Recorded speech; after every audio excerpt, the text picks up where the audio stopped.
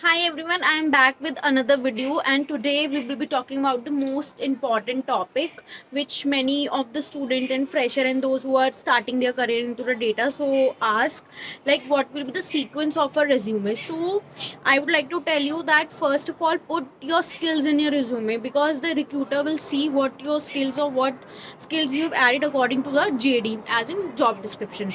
Number two, what projects you have done in terms of specific skills, such as if you have done something in Excel, if you have done something in Power BI, or if you have done something in SQL. So second will be your third comes your internship experience, if you have done any internship physically or online, but I prefer to keep shuffling between your projects and internships. It's according to your wish, like where you want to keep your internship or projects.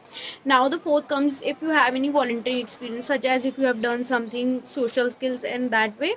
So you can also put that to just to tell the recruiter what you have done without your resume, what you have done other side of the resume, or like if somebody or if the recruiter asks you like tell me something more about you, so you can add that.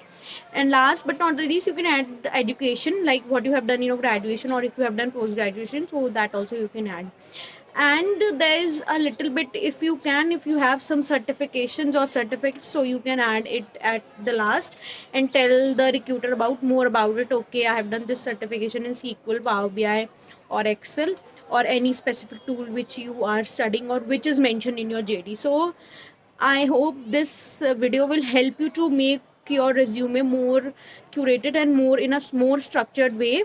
So if you found this video helpful, please share with all the people, those who are in the mindset or in the huddle of making their resume, so that it will be helpful for them.